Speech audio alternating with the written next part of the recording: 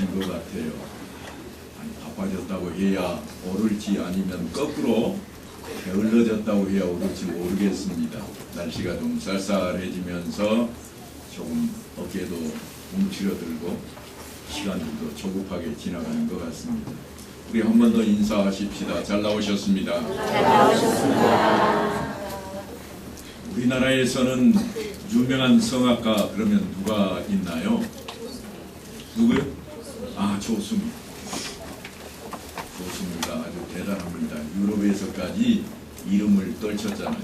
그런데 유럽에서 소프라노로는 이름을 떨쳤을지 모르지만 테너는 아니었습니다. 테너로 유명한 사람이 있습니다. 두 사람이 있는데요. 1980년대 인물입니다. 아마도 우리들조차 다 알 정도로 유명한 인물일 것입니다. 그의 이름이 누군가 하면 플라시도 도밍고, 다 아시는 거예요.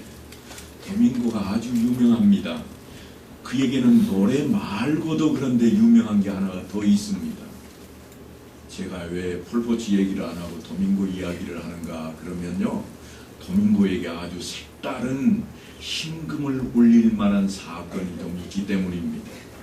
그가 태어난 곳은 스페인의 마드리드입니다. 스페인 마드리드는 사실은 스페인이가 옛날에는 전쟁을 잘하는 나라였습니다.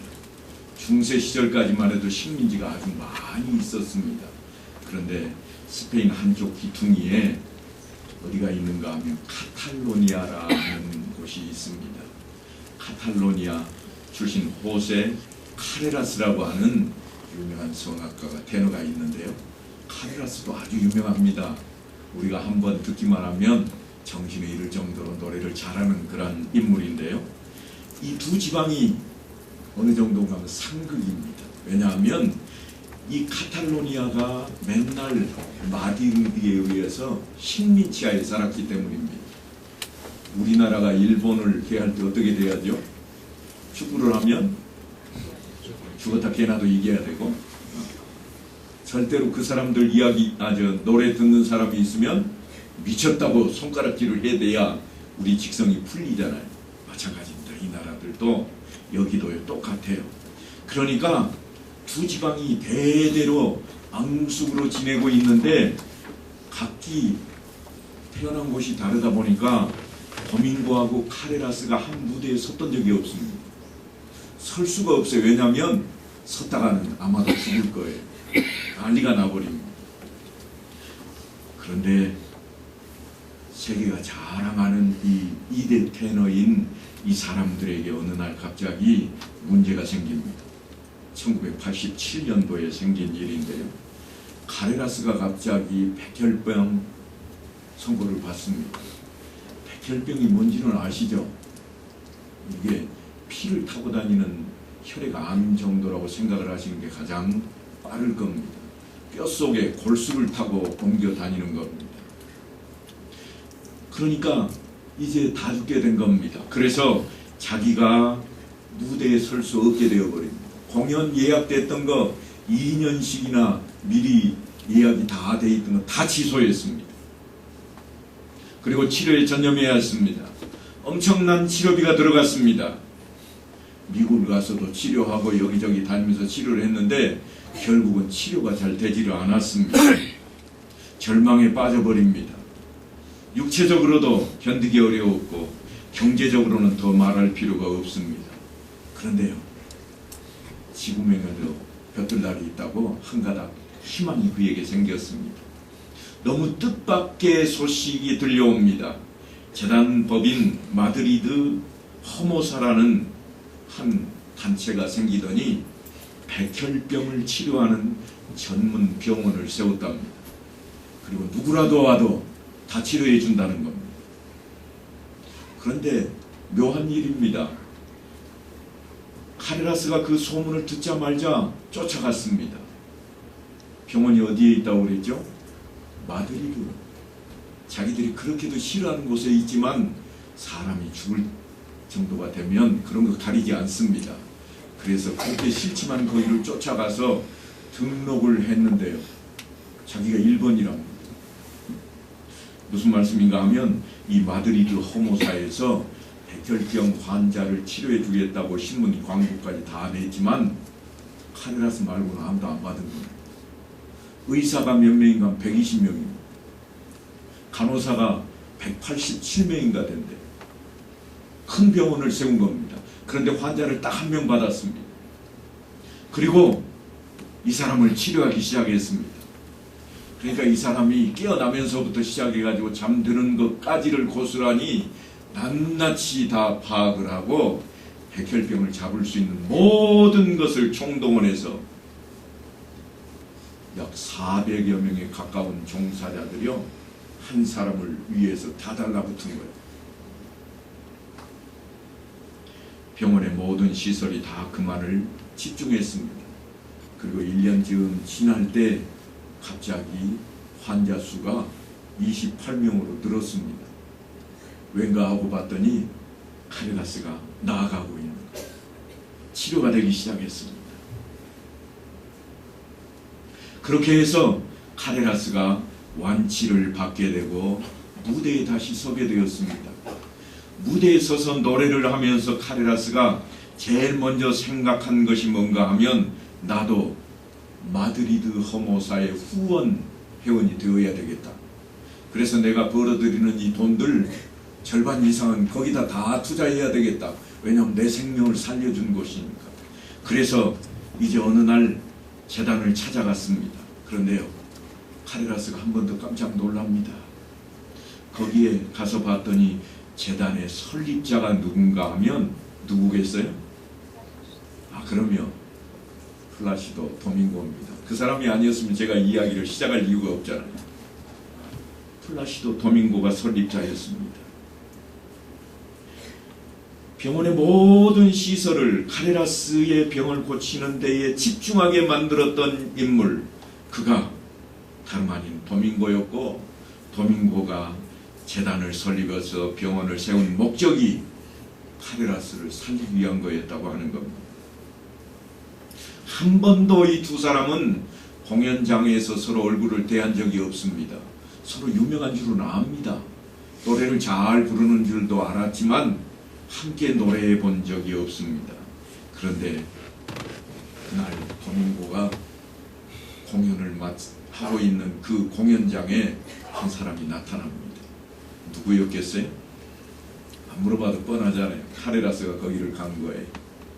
도밍고의 노래가 딱 끝나자마자, 노래 한 곡이 끝나면 우리나라하고 좀 다릅니다. 이 사람들은 막간에 불을 잠깐 껐다가 다음 무대를 시작하곤 합니다.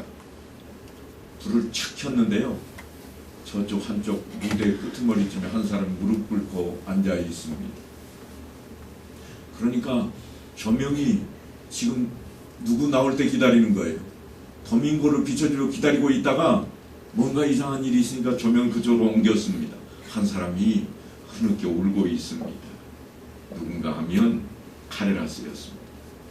그의 얼굴에는 도밍고를 향한 감사의 눈물이 흘러넘치고 있습니다. 도밍고가 나오다 말고 깜짝 놀랐습니다. 왜냐하면 한 무대에 한 번도 같이 서본 적이 없는 인물, 자기만큼이나 노래를 잘하는 그 인물이 자기 무대에 나와 있기 때문입니다. 쫓아가서 얼른 일으켜 세우고 둘이 끌어안았습니다. 원래 기립박수를 언제 하는 거예요? 노래를 잘 부르면 그때 다 일어서서 함께 축하하면서 박수를 하는 겁니다. 그런데 그럴 시간이 없었습니다.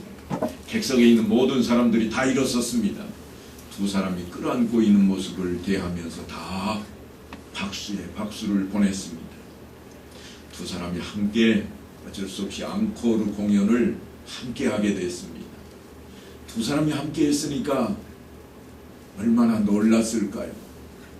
도밍고의 노래를 카레라스가 다 아는 겁니다. 어떤 노래를 하든지 다 알고 있는 거예요. 지금까지는 자기의 경쟁자였고 어찌 보면 자기의 적대시하는 사람이었는데도 불구하고 그의 노래를 다 섭렵하고 그 자리에 왔던 겁니다. 그래서 도밍고의 노래가 끝나자마자 사람들이 앙코르 공연에 대한 난리를 피웠습니다. 신문에는 대서특필이 되었습니다. 기자가 도밍고에게 질문을 합니다. 왜 도와주게 되었습니까? 그랬더니 도밍고가 하는 말이요, 나는 그의 목소리를 잃고 싶지 않았습니다. 나는 그 목소리, 그 노래를 잃고 싶지 않았습니다. 그 한마디였습니다. 사랑하는 성도 여러분, 주님께서도 우리를 향해서 그렇게 말씀하고 계시지 않을까요? 나는 너를 결코 잃고 싶지 않다. 내가 너를 잃어버리기 싫다. 그 질문이 다름 아닌 내가 너를 사랑한다는 표현. 네가 나를 사랑하느냐? 그러니까 중요한 것은 다른 것이 아니라 네가 이 사람들보다 나를 더 사랑하느냐? 바로 그것입니다. 우리는 오늘도 찬송했습니다. 주 예수보다 더 귀한 것은 없네. 이 세상 무엇과 바꿀 수 없네. 영 죽을 내 대신 돌아가신 그 놀라운 사랑 잊지 못해. 이 찬송가 94장입니다. 우리 후렴 부분 같이 한번 불러보십시다. 세상 즐거움 다 버리고입니다. 시작. 세상 즐거움 다 버리고 세상 자랑 다 버렸네. 주 예수보다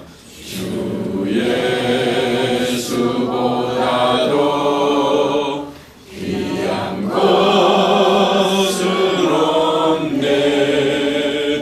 예수 밖에는 없네. 여러분, 우리 말에는 참 놀라운 말들이 있습니다.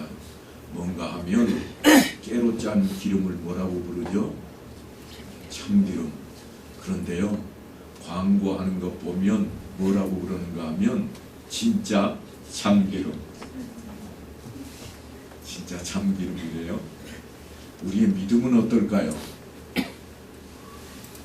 참기름만 그런 게 아니라 우리의 믿음도 주 예수밖에 없다고 지금 찬양은 같이 했지만 우리의 믿음 생활마저도 참믿음이라고 다 표현할 수 있을지 모르겠습니다. 아니, 하나 더 붙여야 될지도 모르겠습니다. 진짜 참믿음. 우리는 한번 곰곰이 생각을 좀 해봐야 됩니다. 요한복음 저자는 누군가 하면 사도 요한입니다. 그런데 마지막 장식을 하는 대미에 누구 이야기를 쓰고 있는가 하면 베드로 이야기를 쓰고 있습니다. 우리가 뭐든지 이야기할 때 설교도 마지막에 가면 뭐를 하는가 하면 결론을 이야기합니다. 그러니까 오늘 요한복음의 결론에는 누구의 이야기가 등장을 하는가 하면 베드로의 이야기가 등장을 하고 있다고 하는 것입니다. 주님께서 베드로에게 하시는 말씀인데 누가 감명을 받고 있는가 하면 사도 요한이 더 감명을 받고 있습니다. 예수님께서 베드로를 따로 부르십니다. 베드로에게 이르시되 나를 따르라. 아마도 주님께서는 베드로를 데리고 갈릴리 호숫가를 잠시 거니셨을 겁니다. 그때 사도 요한이 뒤를 쫄쫄 따라갑니다. 베드로가 돌이켜 예수께서 사랑하시는 그 제자가 따르는 것을 보니 그는 만찬석에서 예수의 품에 의지하여 주님을 파는 자가 누구오니까 묻던 자더라. 이게 지금 누구의 생각인가요? 착각하시면 안 돼요. 베드로의 생각이 아닙니다. 베드로가 생각한 것처럼 쓰여 있지만 요한의 생각이에요. 요한의 머릿속에 지금 뭐가 담겨 있는지를 좀 들여다봐야 됩니다. 마치 베드로가 애써서 뒤쫓아오는 요한을 바라보는 것 같지만 사실은 아닙니다. 이 글이 누구의 글인가 하면 사도 요한의 글이니까요. 그러니까 사도 요한의 생각입니다. 자신을 확실하게 드러내고 있습니다. 자신이 누구인가 하면 예수께서 사랑하시는 제자. 요한이 표현하고 있는 거예요. 예수께서 사랑하시는 그 제자. 그런데 놀랍게도 주님께서 네가 나를 사랑하느냐 하고 물어본 것은 주님께서 사랑하시던 그 제자가 아니라 누구였어요? 베드로였다. 그리고 베드로에게 사명을 부여하십니다. 내 양을 먹이라, 내 양을 치라, 내 어린 양을 먹이라. 사명을 부여하시는데 사도 요한에게 하지를 않고 베드로에게 하고 있습니다. 베드로가 몰랐겠어요? 압니다. 베드로도 알아요. 주님께서 가장 사랑하는 사람이 누구인가? 베드로만 알고 있는 게 아니에요. 함께 살지 않았던 우리도 다 알고 있잖아요. 사도 요한인 것을. 그래서 뒤따라오는 요한을 가리키면서 베드로가 이렇게 묻습니다. 주여, 이 사람은 어떻게 될까요? 그렇게 묻는 것은 주님께서 베드로에게 장래에 어떻게 되겠다고 하는 말씀을 하셨기 때문입니다. 너는 이렇게 될 거야.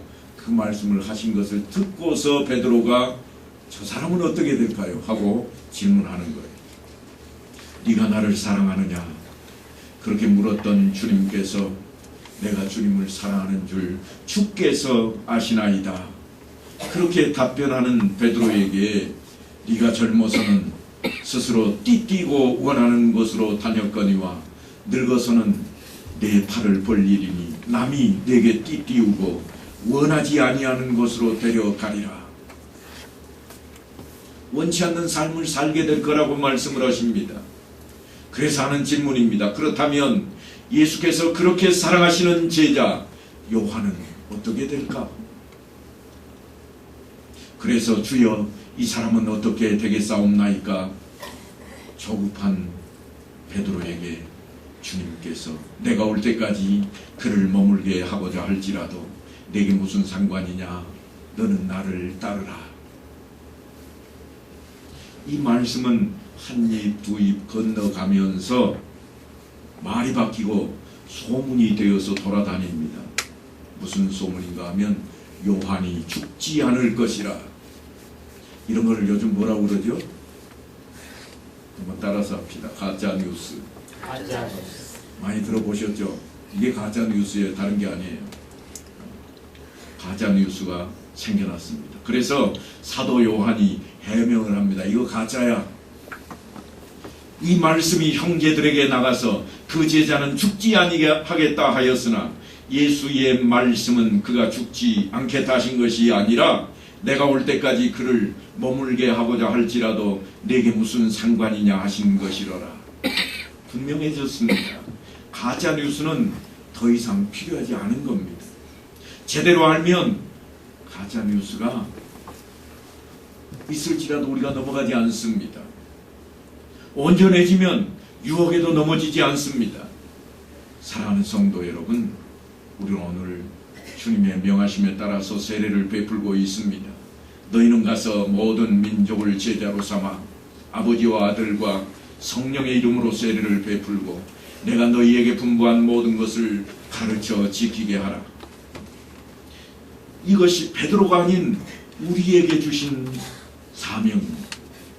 그렇게 세례를 베푸는 것은 주님께서 분부하신 것을 가르치고 지키게 하도록 하기 위해서입니다. 그런데 우리 힘만으로는 할 수가 없습니다. 엄두도 못 냅니다. 그래서 주님께서 특단의 조치를 취하시는데 그게 뭔가 하면 내가 세상 끝날까지 너희와 항상 함께 있으리라 하시는 겁니다.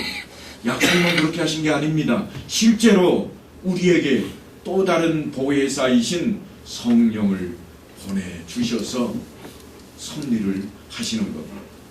보혜사 곧 아버지께서 내 이름으로 보내실 성령, 그가 너희에게 모든 것을 가르치고 내가 너희에게 말한 모든 것을 생각나게 하리라. 성령께서 우리를 도우십니다. 그러니까 성령을 의지하면, 하나님께 맡기면 가짜 뉴스에 넘어가지 않게 됩니다. 세례 방식이 어떻다느니 언제 어느 날 어느 시에 세례를 받았는지 알아야 한다느니. 가짜 뉴스는 참으로 많습니다. 때로는 우리를 약하게도 만듭니다. 하지만 성령께서는 우리에게 성경 말씀이 생각나게 하시고 또한 모든 것을 가르치실 것입니다. 그러니까 맡기십시오. 그리고 의지하십시오. 이제 요한의 이야기를 좀 마치고자 합니다. 물론 예수님에 대한 이야기를 마치려고 하는 것입니다. 복음서에는 더 많은 이야기들이 있지만 사도 요한은 여기서 끝내고자 하고 있습니다. 예수께서 행하신 일이 이외에도 많으니 만일 낱낱이 기록된다면 이 세상이라도 이 기록된 책을 두기에 부족할 줄 아노라. 예수님의 이야기는 그렇게 엄청나게 많습니다. 하나님 나라는 우리가 그저 간단하게 말로서 증명할 수 있는 것이 아니라고 하는 겁니다. 사랑하는 성도 여러분, 우리 요한복음을 1년이 훨씬 넘게 함께 나누어 왔습니다. 그래서 그분이 누구신지, 어떤 분이신지 이제는 확신을 좀 갖게 되셨는지, 우리가 믿는 예수 그리스도 그분을 우리도 제자들처럼 주는 그리스도시요 살아계신 하나님의 아들이시니이다, 그렇게 고백할 수 있게 되었을까요? 그렇게 되었어야 됩니다. 그렇게 되었을 때에 우리는 설교를 들었다, 그렇게 말할 수 있는 겁니다. 우리 모두가 이제 오늘 세례를 받고 학습을 받는 분들 뿐만이 아니라 이미 세례를 받으신 모두가 그 믿음으로 세상을 이기고 주께서 맡기신 사명을 완수하는 여러분 다 되시기를 간절히 축원합니다.